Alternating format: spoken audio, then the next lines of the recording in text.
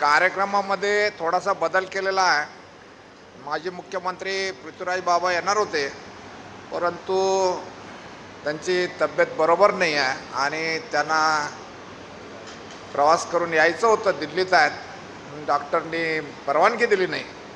आणि मी खरं का खोटं जयंत पाटलांना विचारलं तर ते म्हटले त्यांची तब्येत खरंच बरी नाही, त्यामुळं ते आलेले नाहीत. तर आता अध्यक्ष आजच्या सभेचे जयंत पाटील साहेब असतील, हे आपणा सर्वांच्या वतीने मी जाहीर करतो. मी आता सत्काराला उत्तराला द्यायला उभा आहे. माझ्यानंतर ज्यांच्या हस्ते माझा सत्कार झाला आणि ज्यांच्या कवितांच्या मध्ये शरद जोशींचा विचार शब्दन शब्द हा त्यांच्या कवितेमधनं बाहेर पडत असतो, असे म्हणजे ज्यांच्या कविता हा शरद जोशींच्या विचारावरच सगळ्या झालेल्या आहेत. आणि म्हणून आज मी माझ्या सत्कारासाठी अत्यंत आदराने त्यांना बोलवलं आणि एक महिन्यापूर्वी सांगितलं की असं असं आहे, तर इंद्रजितजी तुम्ही माझ्या या कार्यक्रमाला आलं पाहिजे. त्यावेळेला त्यांनी सांगितलं मला आनंद आहे आणि मी येणार म्हणजे येणार. तेव्हा हा कार्यक्रम रूपरेषा अशी आहे, माझं एक 5 मिनिटाचं भाषण आहे, त्याच्यानंतर इंद्रजित भालेराव साहेब आपलं सविस्तर भाषण करणार आहेत आणि अध्यक्षीय भाषण जयंत पाटील करणार आहेत. त्याशिवाय तुम्हाला जेवण पण मिळणार नाही, हे जरा मी स्पष्टच सांगतो. खाली लोकांनाही सांगतो की खालचे दरवाजे उघडू नका. जे बाहेर लोक आहेत त्यांनी इथं आत यावं. ही 2 भाषणं नंतरची माझ्यानंतरची ही अत्यंत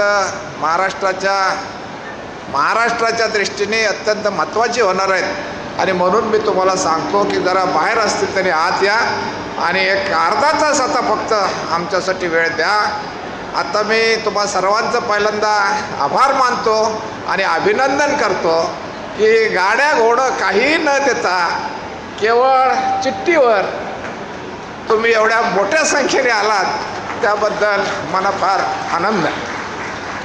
प्रश्न असा आहे की आज 75 वर्ष म्हणजे काय हो, की अजून मी मेलो नाही म्हणून 75 वर्ष. माणूस मेला की संपला, काय राहिलं.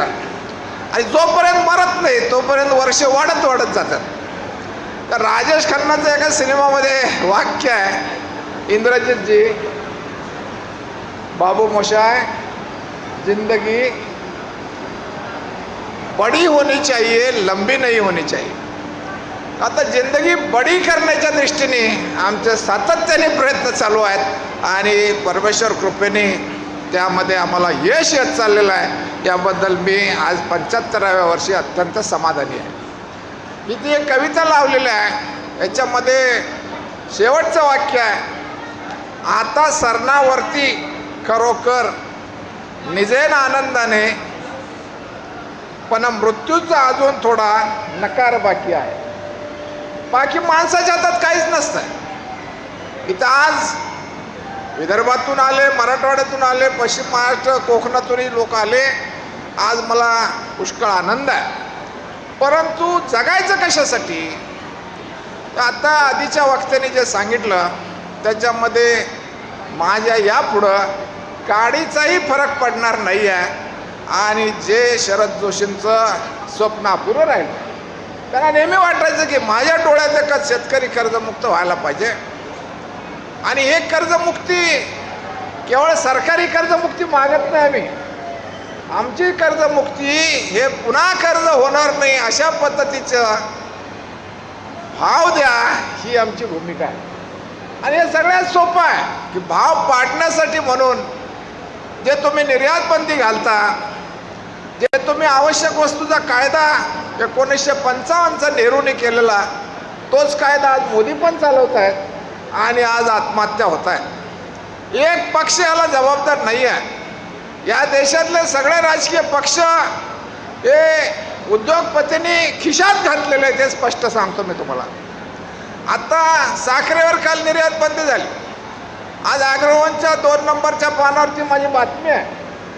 मी त्याच्यामध्ये सरकारला सांगितलंय की तुम्हाला गरिबासाठी जे तुम्ही सांगताय आम्ही साखर निर्यात बंदी घातली आणि स्वस्त केली, हे खोटं आहे. गरिबाला जी साखर लागते की आम्ही सगळी आकडेवारी काढली, 20% 100 पोती साखर तयार झाली तर त्याच्यामध्ये 20 पोती साखर ही तुमच्या माझ्या खाण्यामध्ये जाते आणि 80 पोती साखर ही औद्योगिक धोरणामध्ये जाते, औद्योगिकरणासाठी जाते. मग त्याच्यात मेवा मिठाई असेल, औषधं असतील, दारूगोळा असेल, अनेक ठिकाणी साखर वापरली जाते. आणि या संबंध औद्योगिकरणामध्ये जी साखर वापरली जाते ते आपला माल प्रचंड भाव, पेढ्यामध्ये साखर असते 400 रुपये किलोनी पेढे विकले जात आहेत, तिथं अर्धा किलो साखर 200 रुपयाला तो विकतो. आमचा त्याला विरोध नाही, पण त्याला साखर स्वस्त मिळावी म्हणून गरिबाचं नाव पुढं करून जे साखरेचे भाव पाडले जात आहेत त्याच्याऐवजी सरकारला आम्ही सूचना केली 20% साखर ही आम्ही मोफत द्यायला तयार आहे. शेतकरी म्हणून मी सांगतो की लोकांना लागणारी देशातल्या संबंध खाण्यापिण्यासाठी जी साखर लागते ती 20% साखर आम्ही मोफत फुकट द्यायला तयार आहे. ती तुम्ही स्वस्त धान्याच्या दुकानात वाटा. पण उरलेल्या 80 पोत्याला तुम्ही जर 80 रुपये दर लावला तर 1 टन ऊसामध्ये आज 150 किलो साखर तयार होते. 80 किलो साखर 80 रुपयांनी जर का 150 किलो साखर तयार झाली, त्यातली 30 किलो म्हणजे 20% बाजूला काढली, फुकट दिली, तर उरलेल्या 120 किलोला तुम्ही आम्हाला 80 रुपयाचा भाव द्या. एका टनाला 9,600 रुपये तुम्हाला मिळत आहेत. काय याच्यात अडचण नाही आहे, पण आमचं कुणी ऐकत नाही आणि म्हणून ही परिस्थिती तयार झालेली आहे. मी जास्त वेळ घेत नाही, पण एवढंच सांगतो हे जे आमचं अपुरं काम राहिलेलं आहे ते जीवात जीव असेपर्यंत आणि शेवटच्या श्वासापर्यंत आम्ही चालू ठेवणार आहे. हेच तुम्हाला सांगतो. तुम्ही साथ द्या एवढंच बोलतो आणि माझं 2 मिनिटाचं भाषण संपवतो. तुम्ही पुन्हा एकदा मोठ्या संख्येने आलात त्याबद्दल मी